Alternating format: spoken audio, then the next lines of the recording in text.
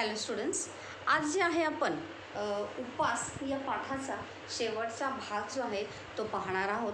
त्यामध्ये आपण पाहणार आहोत की खरोखर लेखक म्हणजेच पंत यांचं वजन जे आहे ते कमी होतं की नाही. आपण पाहिलं की आचार्य बर्वे जे आहेत ते लेखकांना सल्ला देतात की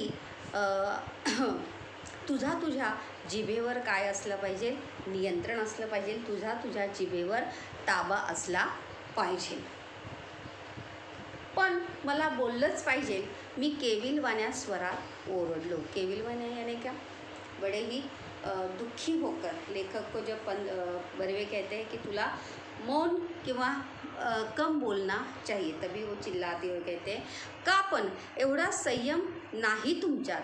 मौनाचं सामर्थ्य मोठं आहे. मौनाचं म्हणजे काय? चुप रहने में जो है बहुत बड़ी क्या होती है, ताकत होती है. सामर्थ्य म्हणजे काय? ताकत.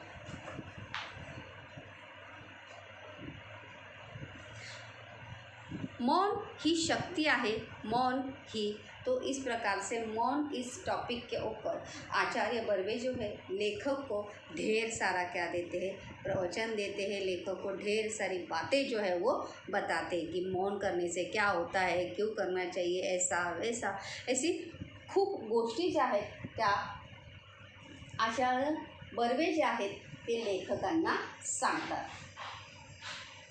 पण लेखक जे आहेत ते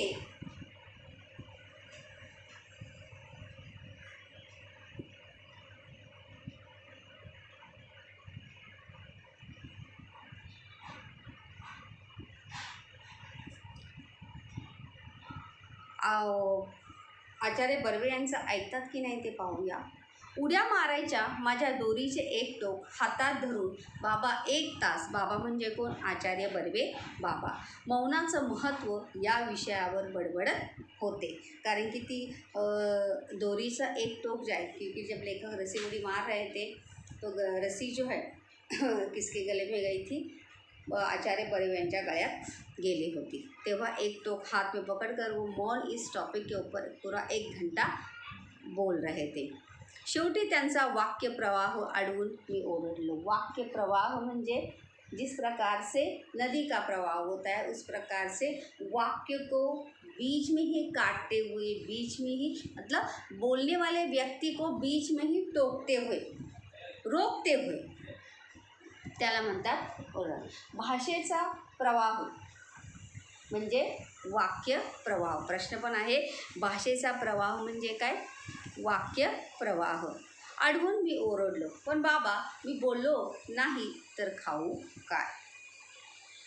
तभी जो है पंत जो है अपने उस आचार्य बर्वे को चिल्लाते हुए कहते कि अगर मैं बोलूँगा नहीं तो खाऊंगा क्या? प्रश्नार्थी वाक्य आहे बघा या ठिकाणी.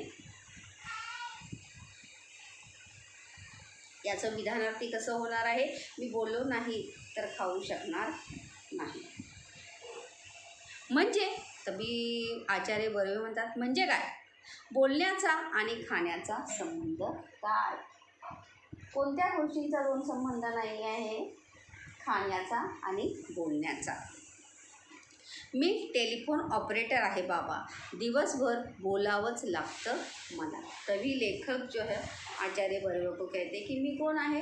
टेलिफोन ऑपरेटर आहे आणि त्यामुळे मला दिवसभर काय करावं लागतं? बोलावंच लागतं. मग कसलं वजन उतरवणार तुम्ही? तभी आचार्य बर्वे कहते हैं फिर तुम्हारा वजन कम होगा, ये बात जो है तुम भूल जाओ. हे सुद्धा काय आहे? प्रश्नार्थी वाक्य आहे. दुहेरी अवतरण चिन्ह आहे. त्या या ठिकाणी प्रश्नचिन्ह आलेलं आहे. अत्यंत. अत्यंत म्हणजे काय? खूप. कारुण्यपूर्वक. कारुण्यपूर्वक मतलब एक जैसे कहते हैं ना दुखी नज़र या दुखी चेहरा करते हुए. कारुण्यपूर्वक कटाक्ष टाकून बाबा गेले. मतलब जैसे हम कहते हैं ना कि अरे छोड़ो, तुमसे तो कुछ भी नहीं होगा. इस प्रकार से पंत की तरफ देखते हुए वहाँ से जो है आचार्य बर्वे चले जाते हैं.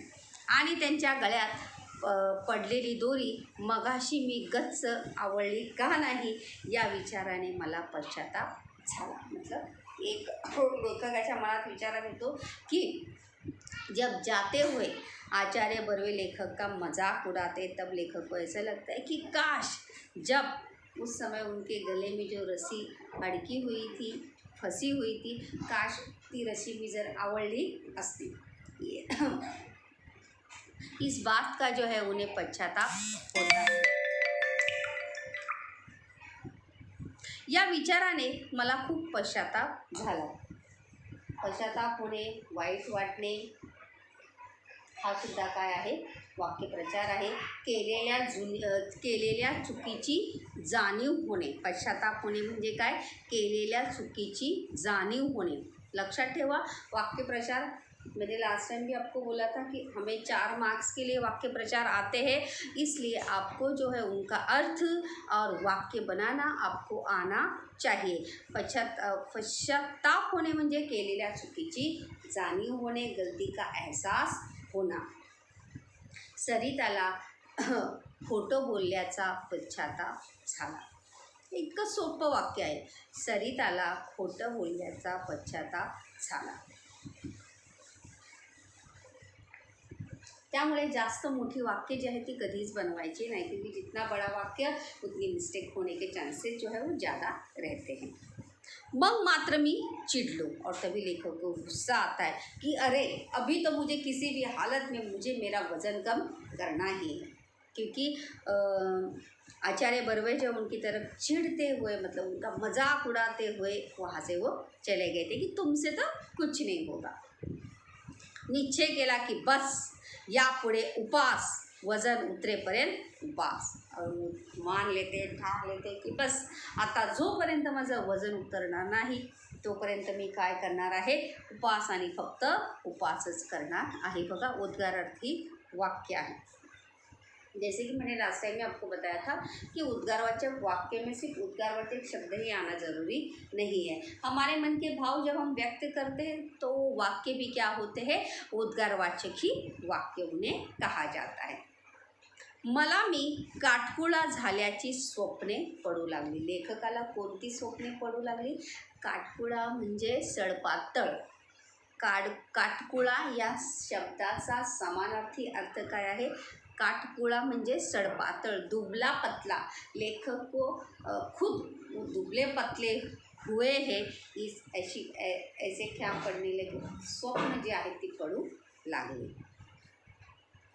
भरल्या ताटावरून मी उठू लागलो. भरल्या ताटावरून उठणे म्हणजे हा सुद्धा काय आहे, वाक्य प्रचार आहे. न जेवता उठणे, बिना खाए उठना.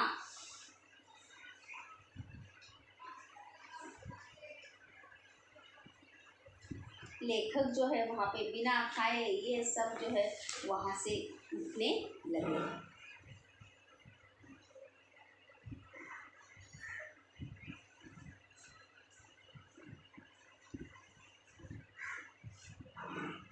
भरल्या ताटावरून उठणे हा सुद्धा वाक्यप्रचार आहे. न जेवता उठणे.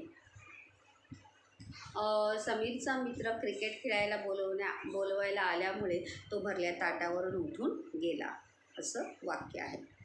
बिन साखरेचा आणि बिन दुधाचाच काय, पण बिन चहाचा देखील चहा मी पिऊ लागू. मतलब ये कहने की बात है, मतलब इस वाक्य का अर्थ जो है कि लेखक जो है बिन शक्कर का छोड़ो, बिन दूध की छोड़ो, बिन चहाचा मतलब बिना चाय पिए भी लेखक जो है रहने लगे.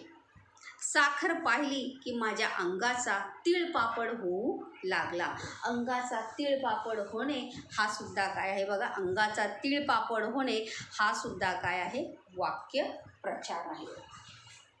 म्हणजे खूप राग येणे. अंगाचा तीळपापड होणे म्हणजे खूप राग येणे, संताप येणे, राग येणे. केवळ फळांवर मी जगू लागलो. लेखक सिर्फ क्या खाने लगे, फल खाने लगे.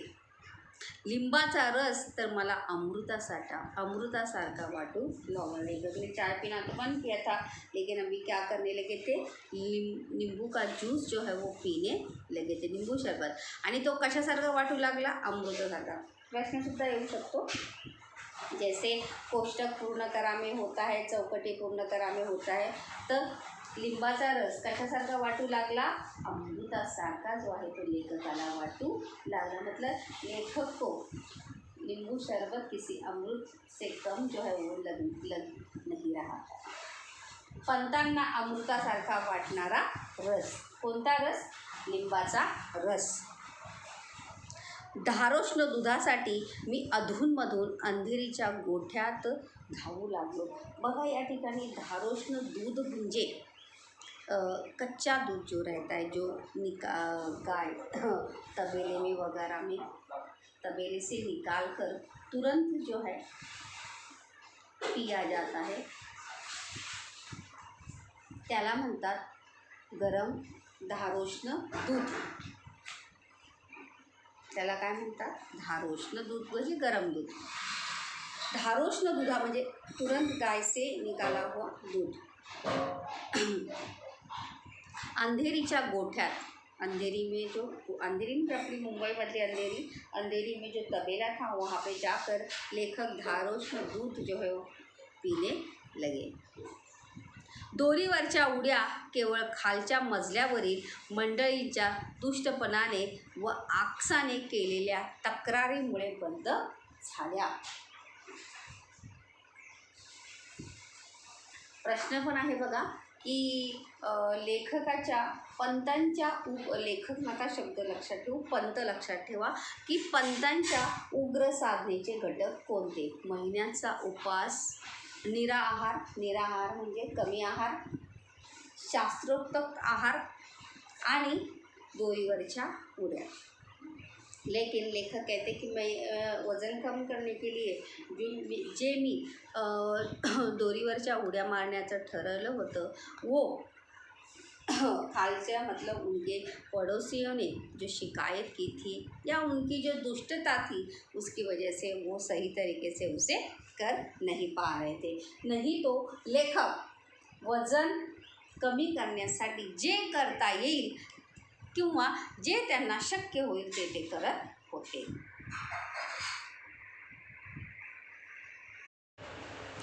तर लेखकाला दोरीवरच्या उड्या ज्या आहेत त्या काय व्हायला लागल्या होत्या?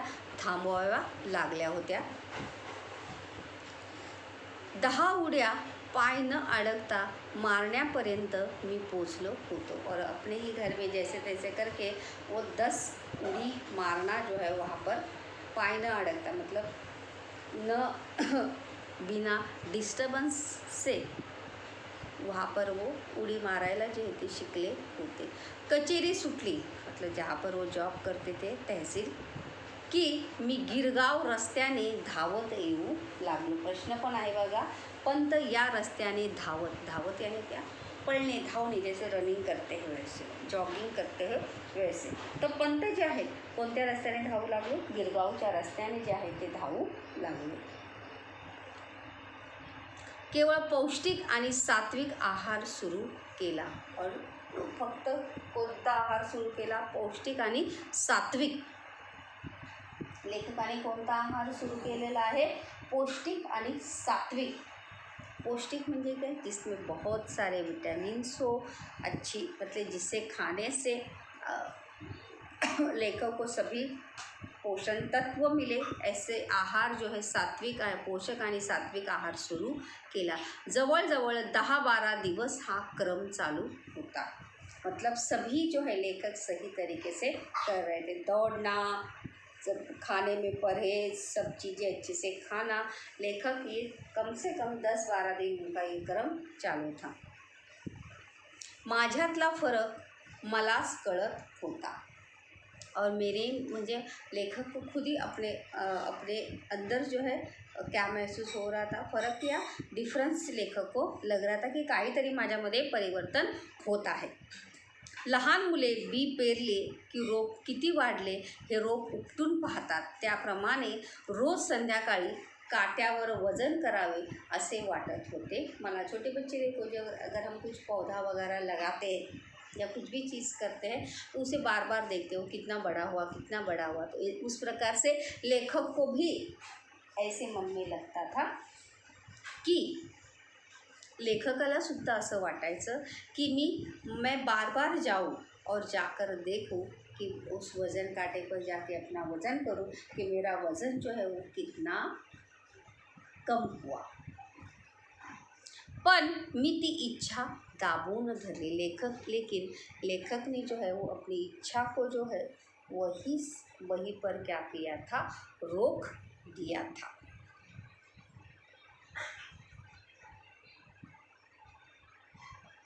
बरोबर 1 महीन्याने मी वज़न करना होतो, क्योंकि लेखक ने क्या तय किया था, निश्चय क्या संकल्प किया था, 1 महीने में वो अपना वज़न कम करने वाले थे। इसलिए उन्होंने ठान लिया था कि 1 महीने से पहले मैं अपना वज़न करूँगा नहीं। 1 महिनाभर तुपाचा थेंब माझ्या पोटात जाणार नव्हता। तूप यानी क्या, घी। 1 पूरा महीना जो है वो दूध से या घी से कोई भी बनी हुई चीज़ खाने वाले नहीं थे, केवल दूध। सिर्फ क्या पीने वाले थे, दूध। दुर्दैवाने रोज गाईचे धारोष्ण दूध मिळण्याची सोय नव्हती। दुर्दैव मतलब वहाँ पे धारोष्ण दूध के लिए जो है लेखक को वहाँ पर तबेले में ही जाना पड़ता था लाने के लिए। इसलिए लेखक कहते कि वो रोज़ मिलता, ऐसी कोई व्यवस्था वहाँ पर नहीं थी। पण एकूण आहार व्रत जोरात चालू ठेवले। व्रत म्हणजे काय, नियम। व्रत म्हणजे काय, नियम।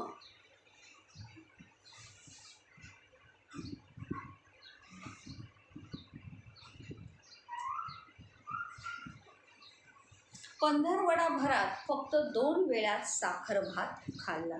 15 दिन में लेखक ने कोणता प्रश्न शब्द चौकटी पूर्ण करा में देखो, एक एक प्रश्न होता है तो वहाँ पर होता है कि 15 दिवसात लेखकाने 15 वडात मतलब 15 दिन में या 3 हफ्ते में फक्त 2 वेळा साखर भात झाला।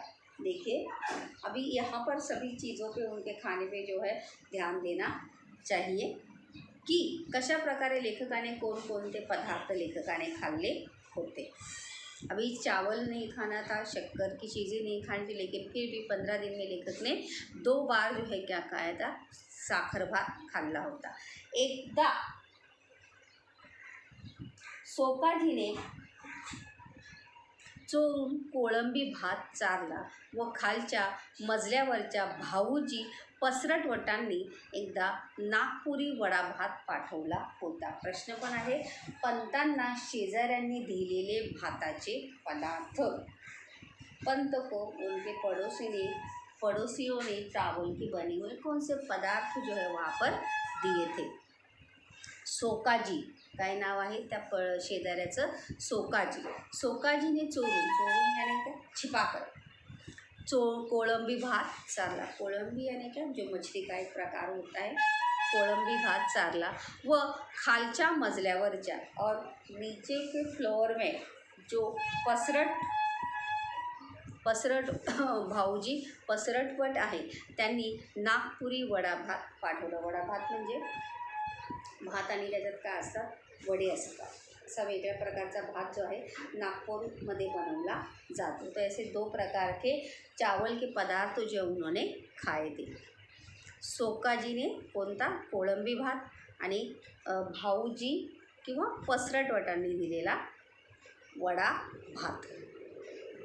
एवढे अपवाद वगळल्यास भाताला स्पर्श नहीं केला। और अगर ये 2 चीज़ें अगर छोड़ दी या 2 बातों को छोड़ दिया जाए तो मैंने चावल को स्पर्श भी किया नहीं। त्यामुळे मुख्यतः चरबीयुक्त द्रव्ये शरीरात कमी गेली। और इसलिए चरबीयुक्त म्हणजे ज्यामध्ये काय आहे, चरबी आहे किंवा ज्यामध्ये जिसे खाने से फैट बढ़ता है, ऐसी चीज़ें जो है मेरे शरीर में कम गई थी। माझा एकूण निश्चय पाहून चाळीतल्या मंडळींचे आदर दुणावल्याचे माझ्या सूक्ष्म नजरेतून सुटत नव्हते। और लेखक का निश्चय देखकर, लेखक का संकल्प देखकर जो पड़ोसी पहले लेखक का क्या उड़ाते थे, मजाक उड़ाते थे कि तुमसे कुछ नहीं होगा, वो लेखक का सीरियसनेस देखकर उनके नज़र में या उनकी आँखों में भी लेखक के प्रति क्या नज़र आ रहा था? आदर नज़र आता है क्या? हाँ, ये कर सकता है. जी मंडळी माझ्या डाएटची आणि उपवासाची चेष्टा करत होती त्यांनीच पंत फरक दिसतो हो अशी कबुली दिली होती. मतलब जो लोग, जी मंडली मतलब जिन लोगों ने पहले उनके डाएट का मजाक उड़ाया था, उनके उपवास का मजाक उड़ाया था, चेष्टा करणे म्हणजे मस्करी करणे, मजाक उडवणे, त्यांनीच पंत फरक दिसतो हो अशी कबुली द्यायला सुरुवात केली. कबूल करणे म्हणजे स्वीकार करणे, मान्य करणे, हा सुद्धा काय आहे? वाक्य प्रचार आहे. मंडळी कशाची चेष्टा करत होती? डाएटची आणि उपवासाची. कशाची चेष्टा करत होती? डाएट आणि उपवासाची चेष्टा करत होती. और वही क्या बोल रहे थे की पंत तुमच्यामध्ये काय जाणवत आहे? फरक जाणवत आहे, मतलब तुम थोडे दुबले लग रहे हो. जनोबा रेग्यांसारख्या अत्यंत कुचकट, कुचकट यानी क्या? कुचका, मतलब जो ऐसा पड़ोसी जो हमारा कभी भला चाहता ही नहीं हो या जो हमसे कभी सीधे मुँह बात ही नहीं करता, म्हणजे मराठीमध्ये बोलायचं कुचकट, कुचका. अत्यंत कुचकट शेजाऱ्याली. प्रश्न पण आहे बघा, पंतांचा कुचकट शेजारी जनोबा रेगे. काय उत्तर आहे त्याचं? जनोबा रेगे. पंतांचा कुचकट शेजारी म्हणजे कोण? जनोबा रेगे. पंत भलतेच काय हो रोडावलेत असे मान्य करावे. जो लेखक से कभी सीधी मुँह बात नहीं करते थे, लेखक के हर बात से वो क्या थे?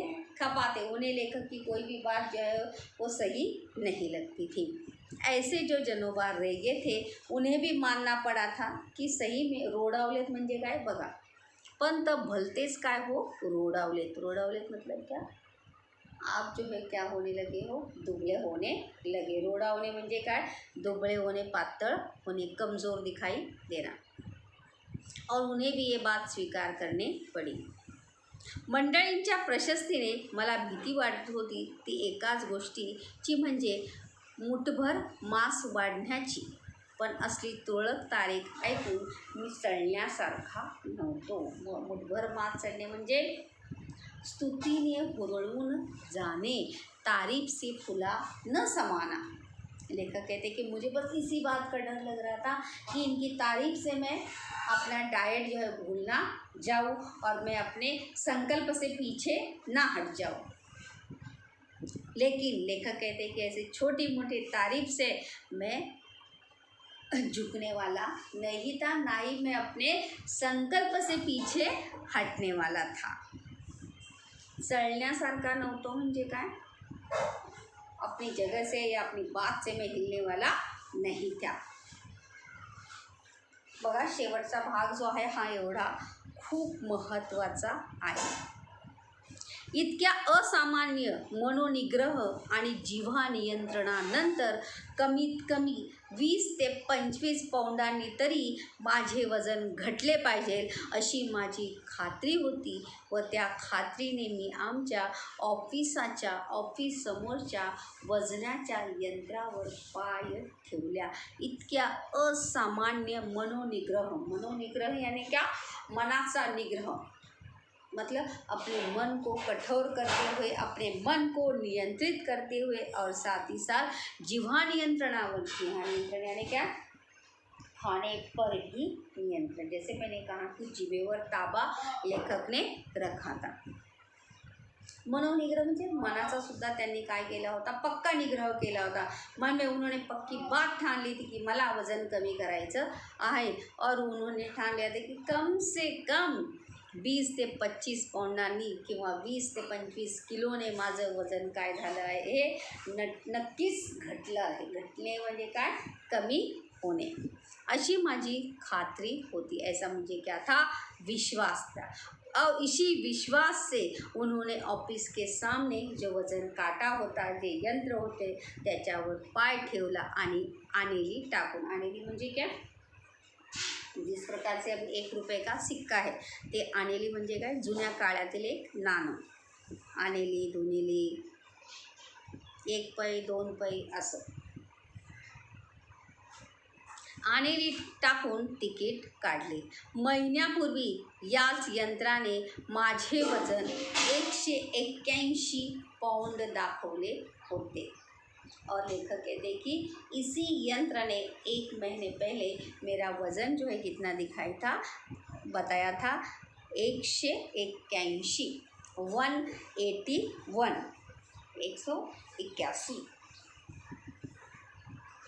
पण 1 महिन्याचा उपवास, निराहार, शास्त्रोक्त आहार, दोरीवरच्या उड्या इत्यादि उग्र साधना केल्यावर आज तिकिटावर वजन. मैंने अभी प्रश्न भी बताया था कि पंतांच्या उग्र यानी क्या, कडक.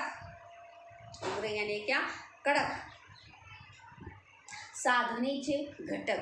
बघा 4 उत्तर आहेत त्याचे. पंतांच्या उग्र साधनेचे घटक. खूप इंटरेस्टिंग आहे. पुढे बघा, 1 महिन्याचा उपवास किंवा महिन्याचा उपवास. त्यानंतर निराहार. निराहार म्हणजे काय, कमी आहार. शास्त्रोक्त आहार म्हणजे ज्यामध्ये कमी फॅट असेल, कमी कॅलरीज असेल असं जेवण. आणि दोरीवरच्या उड्या इत्यादी उग्र साधना केल्यावर आज तिकिटावर वजन काय. आज तिकीट पे क्या था, काय लिहून आलं होतं. मिनिट भर माझा विश्वास बसेना और 1 पल के लिए लेखक को विश्वास ही नहीं हुआ. 192 पाउंड आणि भविष्य होते. आप बहुत समझदार और गंभीर है. किती वजन होतं त्यांचं, 192 पाउंड. पहले कितना था, 181, 181. और अभी कितना था, 192. सोचिए, मतलब वज़न कम होने के बजाय क्या हुआ था, बढ़ गया था. और वहाँ पे भविष्य में क्या आया था, वहाँ पर जो लिख के भी आता, देखो टिकट में, आप बहुत समझदार और गंभीर है. आप बहुत समझदार और गंभीर है. यह समझदार भी है और सीरियस भी है, मतलब किसी काम के प्रति. और ये सब होने के बाद जो है लेखक सब कुछ छोड़कर देखो क्या सोचने लगते. हल्ली मी वजन आणि भविष्य या दोन्ही गोष्टींची चिंता करायचे सोडून दिले आहे.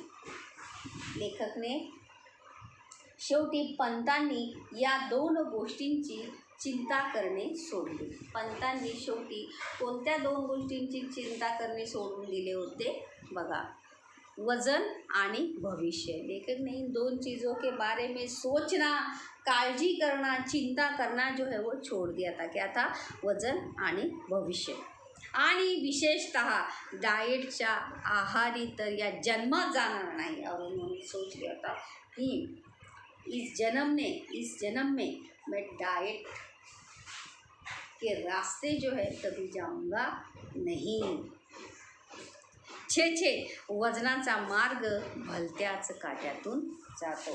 और उन्होंने मान लिया 6 मतलब वज़न कम करने का जो रास्ता है वो किससे भरा है, कांटों भरा है. कांटों भरा है यानी क्या, मुसीबत से भरा है. तो अभी आप सोचोगे कि उनका वज़न जो है वो कम क्यों नहीं हुआ, बढ़ क्यों गया. आप ही सोचिए कि अगर हम इतनी अच्छी चीज़ें अगर खाएंगे, मतलब सभी प्रोटीन से भरी चीज़ें अच्छी खाएंगे, तो उससे वज़न तो बढ़ेगा ही ना. फुल मतलब वहाँ पे जैसे वो दारोश में दूध पी रहे थे, अच्छी फल खा रहे थे सब, तो इसीलिए उनका वज़न जो है, और उन्होंने इस बात की तरफ ध्यान नहीं दिया था कि उन्होंने शक्कर की चाय पी थी, चावल खाया था, पार्टी में ढेर सारी चीज़ें खाई थी जिसमें कैलोरीज थी. तो 8-10 दिन में जो है कोई ऐसी वज़न जो है वो कम होता नहीं. इसलिए तो उन्होंने कहा है वजनाचा मार्ग भलत्याच काट्यातून जातो. भलत्याच काट्यातून जातो मतलब क्या, बहुत ही मुसीबत से भरा है. कारण की